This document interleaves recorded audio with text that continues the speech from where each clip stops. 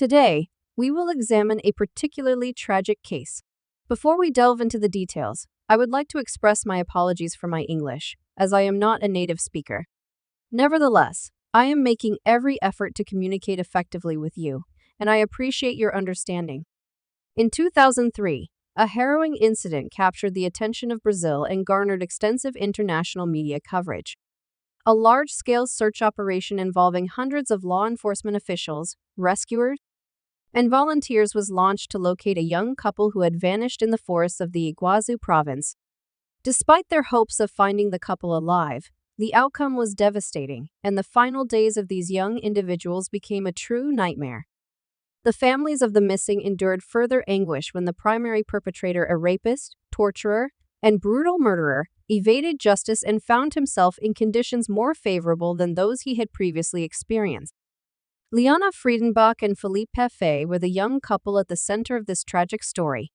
Liana Friedenbach was born in São Paulo in May 1987 and was the eldest of two children in her family. She grew up in a well-known and affluent household, with her father, Henry Friedenbach, being a successful and respected lawyer in the city. Philippe Silva Café, born in July 1984, was also from São Paulo but was raised in a modest, large family. From a young age, he worked part-time jobs to support himself and assist his relatives. The two young individuals met during their school years, forming a bond that would ultimately be tested in unimaginable ways. On the morning of October 31, the lovers convened at their predetermined location, ensuring that no acquaintances could observe their meeting.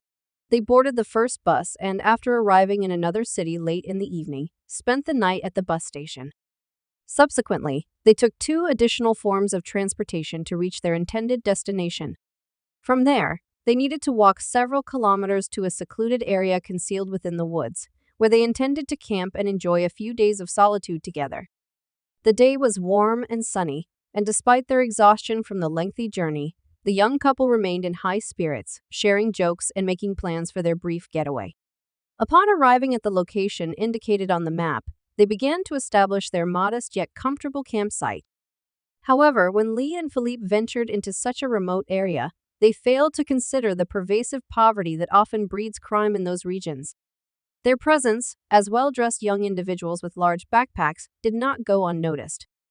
As they made their way through the forest toward the abandoned farmhouse where they intended to stay, they attracted the attention of local bandits who were fishing nearby.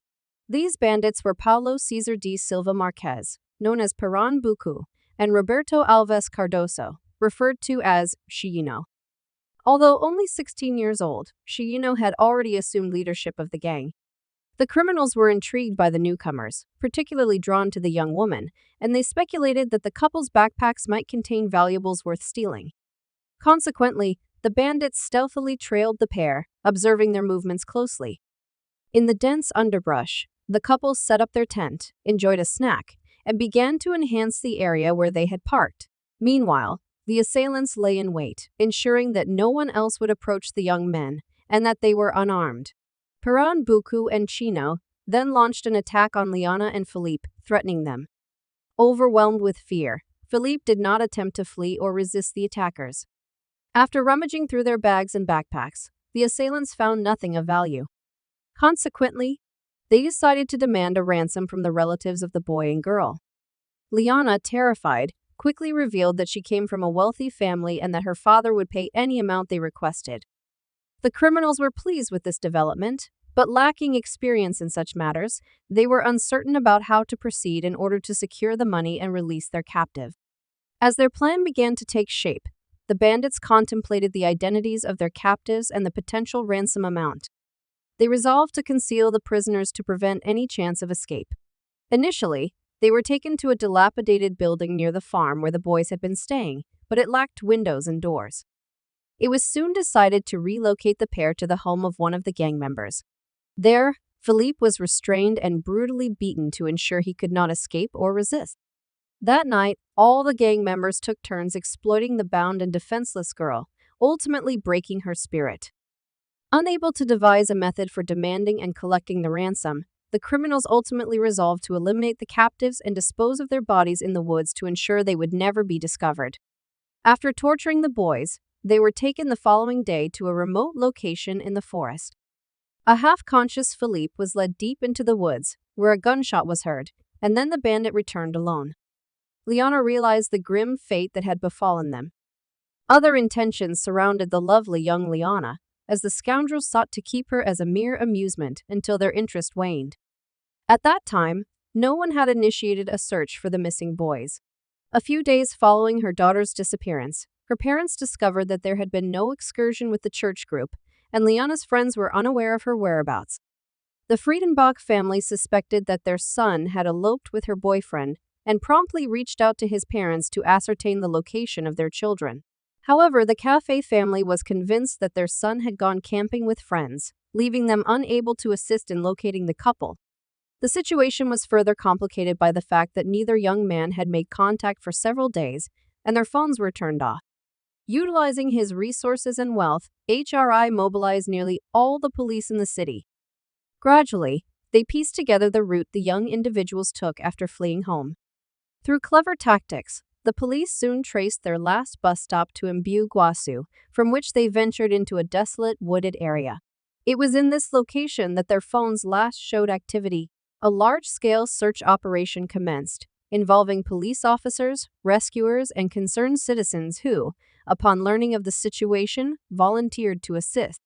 A prominent local businessman also contributed to the effort by providing his personal helicopter for aerial searches and distributing flyers featuring the missing youths. Their campsite was located relatively quickly, revealing a scene that was...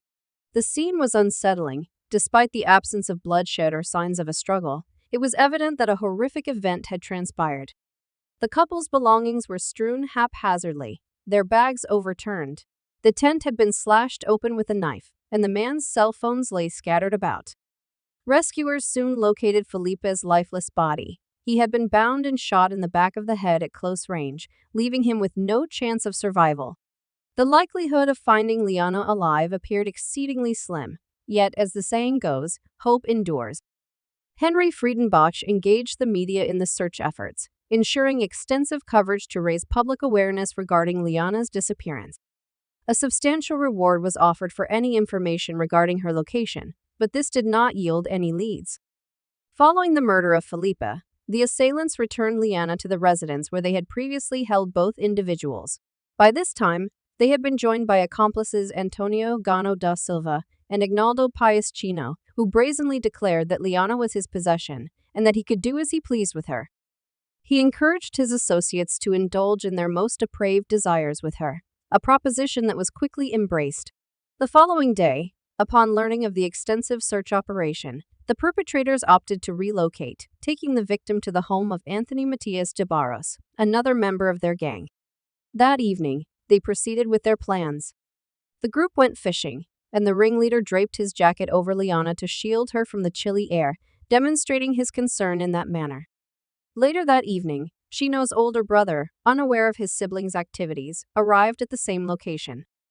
Chino informed him that Liana was his girlfriend, but his brother immediately recognized her as the girl who was wanted by the authorities. He pulled Chino aside to warn him that their captive was being actively pursued, with the police literally on their trail. Chino interpreted his brother's words as a signal to act swiftly. He resolved to eliminate Liana and then flee to avoid capture. He deceived her by claiming she was free and that he would escort her to the road. In reality, he led her into the woods, where he brutally murdered her with a knife and subsequently crushed her skull with a rock to ensure her death. Liana's remains were not discovered until 5 days later, and they were horrifically disfigured. She was found wearing the killer's jacket, which later became a crucial piece of evidence. The criminals exhibited extreme cruelty, cynicism, and ruthlessness, yet they were also remarkably foolish and short-sighted. They made no effort to escape or conceal the physical evidence, naively believing they would never be caught. This misplaced confidence ultimately facilitated the police in swiftly identifying and apprehending all members of the criminal gang. As previously mentioned, Chino had left his jacket on the victim's body, which bore his sweat, and he had also brought the murder weapon. A weapon was taken to his residence, cleaned and concealed in the yard while he attempted to wash the clothing stained with the blood of the murdered girl, aiming to continue wearing them. DNA analysis enabled the identification of the gang members responsible for the violence against Liana, leading to the simultaneous apprehension of all gang members. The ringleader not only confessed but also began to provide testimony, boasting of his role in the kidnapping, abuse, and subsequent murder of the unfortunate victim. He recounted in detail the events that transpired during the final days of Liana's life. Following an extensive trial, the majority of the adult members of the criminal gang received severe sentences. Perón Bua was sentenced to life imprisonment for the murder of Felipe Antonio Gano da Silva, while Agalopsis also received a life sentence. In contrast, Anthony Matias de Barros was sentenced to only 6 years in prison, as he did not directly torture the victim but merely provided his residence for the gang's activities. However, the situation regarding the ringleader and the most violent member of the gang was more complex. At the time of his crimes, he was barely 16 years old. Consequently, he was placed in a specialized juvenile facility with a relatively lenient regime. Champeau made several escape attempts and exhibited aggressive and erratic behavior, which led to a psychiatric evaluation. The assessment revealed multiple mental abnormalities that, while not inherently dangerous, collectively resulted in a troubling outcome. A young man transformed into a sophisticated sadist and murderer, devoid of any feelings of pity or remorse following a particular diagnosis. Subsequently, the criminal was transferred to a secure medical institution, where he was mandated to undergo treatment and rehabilitation. Despite numerous appeals from the families of the murdered young men, no further punishment was imposed on him. Consequently, Chino found himself in more favorable conditions than prior to the crime. He now enjoys a private, comfortable room equipped with a large television, internet access, and an orthopedic mattress. His meals are balanced, consisting of 4 daily servings tailored to his dietary needs, in accordance with the policies of the medical facility housing him. His monthly upkeep is estimated at approximately $1,200, equivalent to around $2,500. In recent years, the perpetrator has consistently submitted petitions for his release, asserting that he has completed a comprehensive treatment program and no longer poses a threat to society, thereby claiming he is fit to reintegrate into normal life. This is a harrowing narrative.